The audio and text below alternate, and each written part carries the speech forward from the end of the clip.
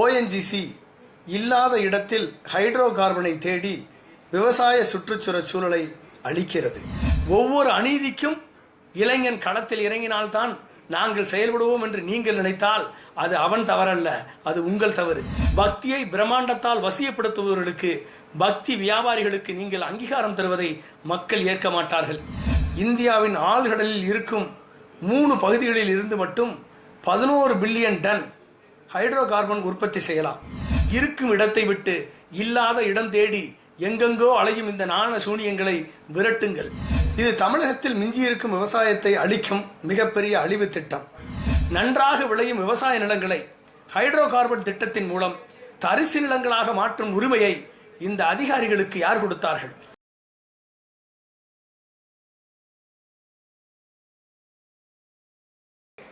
நூற்றி 12 அடி ஆதியோகி சிலை திறப்பு விழாவிற்கு தமிழகம் வந்த பாரத பிரதமர் திரு மோடிஜி அவர்களுக்கு 2 கோரிக்கைகள். இந்த 2 கோரிக்கைகளும் அடிப்படை ஒன்றுதான். அதுதான் இது: இருக்கும் இடத்தை விட்டு இல்லாத இடம் தேடி எங்கெங்கோ அலைகின்றார் ஞானத்தங்கமே, அவர் ஏதும் அறியாரடி ஞானத்தங்கமே. இந்த பாட்டிற்கும் இந்த கோரிக்கைக்கும் என்ன சம்பந்தம் பார்ப்போம். ஒரு பக்கம் ஈசா யோகி ஆதி யோகியாகி வெள்ளியங்கிரி மலை வன சுற்றுப்புற சூழலை அளிக்கிறார், அதை பிரதமர் திறக்கிறார். இன்னொரு பக்கம் ஓஎன்ஜிசி இல்லாத இடத்தில் ஹைட்ரோ கார்பனை தேடி விவசாய சுற்றுச்சூழல் சூழலை அளிக்கிறது. இந்த 2ம் பிரதமர் முன்னிலையிலும் அவரது அமைச்சரவையின் கீழ் உள்ள நிறுவனத்தாலும் செயல்படுத்தப்படுகிறது. முதல் கோரிக்கை, இது பிரதமர் அவர்களின் கவனத்தையே ஈர்த்து அவரையே அழைத்து வந்த ஈர்ப்பு சக்தி. ஆதியோகி சிலை திறப்பு விழாவில் பிரதமர் அவர்கள் கலந்து கொண்டது.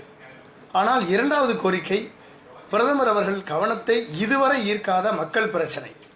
அதுதான் புதுக்கோட்டை நெடுவாசலில் ஹைட்ரோ கார்பன் மற்றும் தமிழக கடற்கரையோரம் உள்ள மாவட்டங்களில் ஆழ்துளை கிணறுகள் அமைத்து ஹைட்ரோ கார்பன் திட்டத்தின் மூலம் விவசாயத்தை அழித்தொழிக்கும் செயலை செய்து கொண்டிருக்கும் மத்திய அரசின் கீழ் இயங்கும் ஒரு அமைச்சரவை, பெட்ரோலியத்துறை, அதன் கீழ் இயங்கும் ஓஎன்ஜிசி கம்பெனி மற்றும் இந்த திட்டம் சாத்தியமா இல்லையா என்று ஆராய உத்தரவிடப்பட்டுள்ள தனியார் நிறுவனங்களின் செயல்பாடுகள். பாரத பிரதமர் அவர்களே ஹைட்ரோ கார்பனை தேட வேண்டிய இடத்தை விட்டுவிட்டு இந்த ஓஎன்ஜிசி கம்பெனி ஹைட்ரோ கார்பனை புதுக்கோட்டை, ராமநாதபுரம் மற்றும் கடலோர மாவட்டங்களில் தேடுகிறார்கள். அதுதான் பிரச்சனை. இது தமிழகத்தில் மிஞ்சியிருக்கும் விவசாயத்தை அழிக்கும் மிகப்பெரிய அழிவு திட்டம். இந்த அழிவு திட்டத்தால் எப்படி நிலத்தடி நீர் பாதிக்கும், எப்படி விவசாய நிலங்கள் அழியும், இதனுடைய பாதிப்பு என்ன என்பது மாணவர்களுக்கும் இளைஞர்களுக்கும் பொதுமக்களுக்கும் விவசாயிகளுக்கும் தெரியும் என்பதால் அதை பற்றி விரிவாக விளக்க வேண்டிய அவசியம் இப்போது இல்லை. ஏனென்றால் இன்றைய தமிழக இளைஞன் மீத்தேன் வாயு எடுக்கும் விதத்தை பற்றி, அதனால் விவசாய நிலங்களுக்கு ஏற்படும் பாதிப்பை பற்றி நன்கு அறிந்து வைத்திருக்கிறான். இந்தியாவின் ஹைட்ரோ கார்பன் விஷன் 2025 படி இந்தியாவில் இருக்கும் 29 செடிமெண்டரி பேசின்ஸ், அதன் அளவு 3.14 மில்லியன் சதுர கிலோமீட்டர் பரப்பளவில், இந்த பரப்பளவில் தான் ஹைட்ரோ கார்பன் இருக்கிறது. இதில் 1.39 மில்லியன் சதுர கிலோமீட்டர் பரப்பளவு நிலத்திலும் 1.35 மில்லியன் சதுர கிலோமீட்டர் பரப்பளவு ஆழ்கடல் பகுதியிலும், அதாவது கிழக்கு கடற்கரை பகுதி ஒரிசாவிலிருந்து சென்னை வரை, கன்னியாகுமரி வரை, மேற்கு கடற்கரை பகுதி அதாவது குஜராத்திலிருந்து கன்னியாகுமரி வரை, அடுத்து அந்தமான் நிக்கோபார் தீவு பகுதி உள்ள இந்த 3 பகுதியிலும் உள்ள ஆழ்கடல் பகுதியில் மட்டும் 1.35 மில்லியன் சதுர கிலோமீட்டர் பரப்பளவில் ஹைட்ரோ கார்பன் இருக்கிறது. இதை தவிர ஷேலோ வாட்டர், அதாவது 0.4 மில்லியன் சதுர பரப்பளவு ஷேலோ வாட்டர், கடல் ஓரம் உள்ள பகுதியிலும் இந்த ஹைட்ரோ கார்பன் காணப்படுகிறது என்று மதிப்பிடப்பட்டிருக்கிறது. இந்தியா ஹைட்ரோ கார்பன் உபயோகத்தில் 4வது பெரிய நாடு. ஹைட்ரோ கார்பன் இறக்குமதியில் உலகில் 5வது பெரிய நாடு. இதில் 75% நாம் இறக்குமதி செய்கிறோம். நாம் எரிசக்தி பயன்பாட்டில் 45% ஹைட்ரோ கார்பன் பங்கு வகிக்கிறது. இந்தியாவின் ஆழ்கடலில் இருக்கும் 3 பகுதிகளில் இருந்து மட்டும் 11 பில்லியன் டன் ஹைட்ரோ கார்பன் உற்பத்தி செய்யலாம். இதில் 7 billion ton oil, 4 billion ton வாயு எடுக்க முடியும். ஆனால் இதில் உண்மையாக பிரித்தெடுக்கக்கூடிய அளவு 1 பில்லியன் டன் ஆயிலும் 3 பில்லியன் அளவு வாயுவும் தான் பிரித்தெடுக்கும் வாய்ப்பு இருக்கிறது என்று மதிப்பீடு செய்யப்பட்டிருக்கிறது.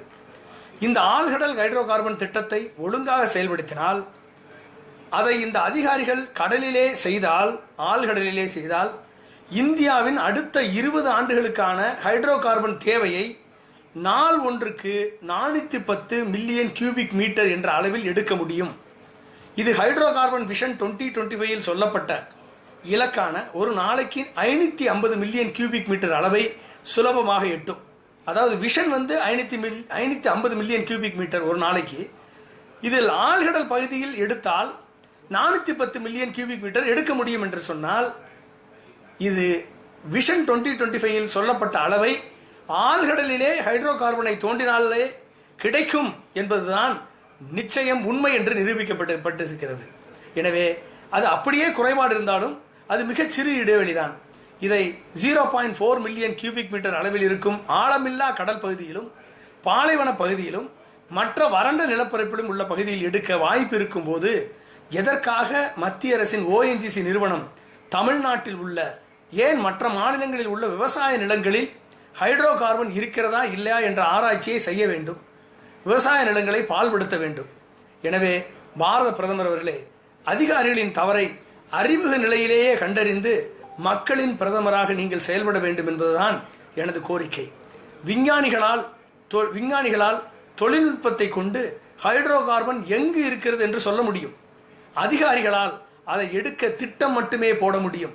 ஆனால் மக்களுக்கான ஆட்சியை நடத்த தேர்ந்தெடுக்கப்பட்ட அரசியல் தலைவர்களால் மட்டுமே இந்த திட்டம் மக்களை பாதிக்கும் திட்டமா, இல்லை இதை செய்வதால் ஏற்படும் சாதக பாதகம் என்ன என்று சிந்திக்க முடியும். மக்களுக்கு பாதிப்பு என்றால் விவசாய நிலத்தை ரியல் எஸ்டேட்டாகவே மாற்றக்கூடாது என்று நீதிமன்றங்கள் கடுமை காட்டிக் கொண்டிருக்கும் போது, நன்றாக விளையும் விவசாய நிலங்களை ஹைட்ரோ கார்பன் திட்டத்தின் மூலம் தரிசு நிலங்களாக மாற்றும் உரிமையை இந்த அதிகாரிகளுக்கு யார் கொடுத்தார்கள்? இந்த மத்திய அரசிற்கு யார் கொடுத்தார்கள்? இன்றைக்கு மக்களுக்கு தேவையான நற்குணங்களை பற்றி ஈஷா யோகா மையத்தில் ஆதியோகி சிலையை திறந்து வைத்து பாரத பிரதமர் அவர்கள் பட்டியலிட்டீர்கள். எப்படி மகா சிவராத்திரி உலகில் உள்ள இந்திய மக்களை இணைக்கிறது என்று பெருமிதப்பட்டீர்கள். ஆனால் அந்த மக்கள் அமைதியாக வாழ்வதற்குண்டான விவசாயத்தை, இந்த நாட்டின் முதுகெலும்பான விவசாயத்தை செய்வதற்கு தமிழ்நாட்டில் ஏற்பட்டிருக்கும் இடர்பாட்டை நீங்கள் கண்டறிந்து நீக்குவீர்களா என்பதுதான் எங்களது கேள்வி. தமிழ்நாட்டில் மட்டுமல்ல, இந்தியாவில் எங்கெல்லாம் விவசாய நிலங்கள் இருக்கிறதோ அங்கெல்லாம் ஹைட்ரோ கார்பன் கண்டறியும் ஆழ்குழாய் கிணறுகள் தோண்டுவதை உடனடியாக தடை செய்து அரசாணை வெளியிடுங்கள். புதுக்கோட்டை நெடுவாசலில், ராமநாதபுரத்தில் வெட்டியாக சுற்றித் திரியும் ONGC அதிகாரிகளை உடனடியாக ஆழ்கடலில் இருக்கும் 3 பகுதிகளுக்கு ஹைட்ரோ கார்பனை கண்டறிய அனுப்புங்கள். அவர்களை ஆழ்கடலுக்கு அனுப்புங்கள். இருக்கும் இடத்தை விட்டு இல்லாத இடம் தேடி எங்கெங்கோ அலையும் இந்த நாண சூனியங்களை விரட்டுங்கள். விவசாய சுற்றுப்புற சூழல் சீரழிவிற்கு வித்திடும் ஹைட்ரோ கார்பன் திட்டத்தை தமிழ்நாட்டில் எடுப்பதை தடை செய்யுங்கள். இதை உணர்ந்து உடனடி நடவடிக்கை எடுக்கவில்லை என்றால் இந்தியாவிற்கே எடுத்துக்காட்டாக அமைந்தது இளம் தமிழனின் யுக புரட்சி ஜல்லிக்கட்டு. அமைதியின் சின்னமாக கோரிக்கையின் வலிமையை மத்திய மாநில அரசுகளுக்கு உணர்த்தியது ஜல்லிக்கட்டு யுக புரட்சி. ஒவ்வொரு அநீதிக்கும் இளைஞன் களத்தில் இறங்கினால்தான் நாங்கள் செயல்படுவோம் என்று நீங்கள் நினைத்தால் அது அவன் தவறல்ல, அது உங்கள் தவறு. அவனவன் பாட்டுக்கு அவன் வேலையை பார்த்து கொண்டிருக்கிறான். அதை விடுத்து அவனை களத்தில் இறக்க வேண்டிய கட்டாயத்தை நீங்கள் ஏற்படுத்தாதீர்கள். அவன் அரசியலில் இறங்கினால் நீங்கள் யாரும் பதவியில் இருக்க முடியாது. இதுபோல ஒவ்வொன்றுக்கும் தமிழக இளைஞர்கள் களத்தில் இறங்க வேண்டும் என்றால் இந்த அரசியல் சாக்கடைகளை அப்புறப்படுத்த அவன் களத்தில் கண்டிப்பாக இறங்குவான்.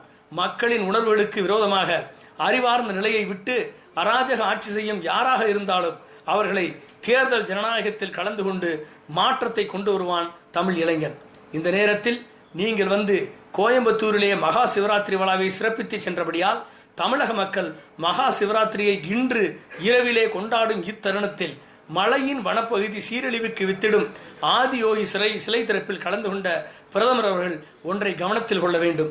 மலையும் மலை சார்ந்த குறிஞ்சி பகுதியை சேர்ந்த வன சுற்றுப்புற சூழல் அழிவுக்கு பிரதமர் துணை போகலாமா? கூடாதல்லவா? நீங்கள் வந்தீர்கள், சிவராத்திரி விழாவில் கலந்து கொண்டு பக்தர்களை வாழ்த்தினீர்கள், வரவேற்கின்றோம். ஆனால் தவறான முன்னுதாரணங்களை ஏற்படுத்தி கொண்டு பக்தியை பிரம்மாண்டத்தால் வசியப்படுத்துபவர்களுக்கு, பக்தி வியாபாரிகளுக்கு நீங்கள் அங்கீகாரம் தருவதை மக்கள் ஏற்க மாட்டார்கள். வெள்ளியங்கிரி மலைக்கு கீழ் பல ஏக்கர் வனச்சூழலை அழித்து பல்லுயிர்கள் வனவிலங்குகள் வாழ வழியின்றி தடை ஏற்படுத்தி உருவாக்கிய ஆதியோகி எப்படி மன அமைதியை கொடுக்க இயலும்? தமிழகத்தில் இருக்கும் கோவில்களை பாருங்கள், வடநாட்டில் இருக்கும் கோயில்களையும் பாருங்கள். பக்தி என்பது கோவிலையும் உற்சவரையும் பார்த்தவுடன் மனதிற்குள் பக்தியும் ஆன்மீகமும் நிரம்பி அமைதி தவழ வேண்டும்.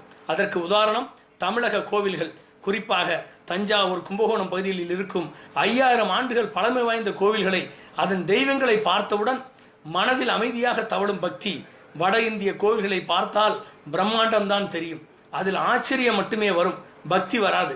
இறைவன் எளிமையில் இருக்கின்றானா இல்லை பிரம்மாண்டத்தில் இருக்கின்றானா என்று கேட்டால், பக்தியில் சிறந்த அனைவரும் கண்டு அறிந்து உணர்ந்து சொல்வது இறைவன் எளிமையில் தான் இருக்கிறான் என்பது தான் அதன் பதிலாக இருக்கும். இன்றைக்கு எழுப்பப்பட்டிருக்கும் 112 அடி சிவன் கோவில், பெங்களூரில் உள்ள கிட்ஸ் கேம்பில் ஒரு பெரிய சிவன் கோவில் உண்டு. அங்கே சென்று போட்டோ எடுத்துவிட்டு மக்கள் வருவதுண்டு. இதுபோல பிரம்மாண்டத்தை கடவுளாக உருவாக்கம் செய்து சிலைகள் நாட்டில் வருவது வாடிக்கையாகிவிட்டது.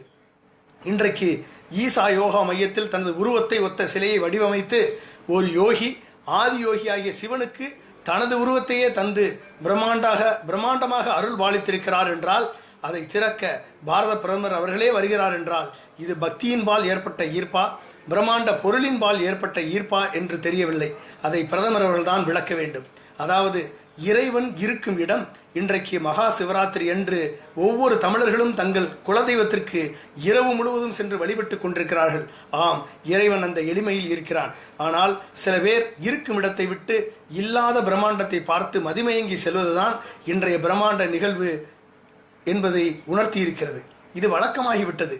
மலைக்கு கீழ், மலையின் மேல், மலையின் பக்கவாட்டில் உயர்ந்த கட்டிடங்களும் கல்வி நிறுவனங்களும் பல்கலைக்கழகங்களும் ஆசிரமங்களும் உல்லாச விடுதிகளும் ஏற்படுத்தி மலையின் மேல் உள்ள மரங்களை வீழ்த்தி வன அடர்த்தியை அழித்து ஒழித்து விட்டார்கள். மலைகளின் வன அடர்த்தியை உருவாக்கும் வனத்துறையே அதை அழிக்கவும் உறுதுணையாக இருக்கிறது. மலைகளில் வசிக்கும் வனவிலங்குகளுக்கு உணவு இல்லை, தண்ணீர் இல்லை, அனைத்தும் ஆக்கிரமிப்புகளால் ஆலிங்கனம் செய்யப்பட்டு விட்டது. எனவே வனவிலங்குகள் இறை தேடி தண்ணீர் தேடி கீழே வருகிறது. பாவம், அதையும் விரட்டி அடிக்க வேண்டிய நிலைக்கு மனிதன் தள்ளப்பட்டு விட்டான். எனவே 112 அடி ஆதியோகி சிலை ஒன்று மட்டுமே தடையல்ல, இதுவும் மலை சார்ந்த வன சுற்றுப்புற சூழலுக்கு தடையாக அமைந்திருக்கிறது. ஆதி சிவன் புதிதாக உருவெடுக்கும் போது அது மலைக்கு கீழ்தான் இருக்க வேண்டுமா? ஏன் ஒரு வறண்ட நிலப்பரப்பில் அதை ஏற்படுத்தி அதை சுற்றியுள்ள சுற்றுப்புறத்தை ஒரு வனமாக உருவாக்கினால் அது ஒரு புது வாய்ப்பாக, ஆன்மீக சுற்றுலாவாக உருவாகுமே, அதை செய்யலாமே.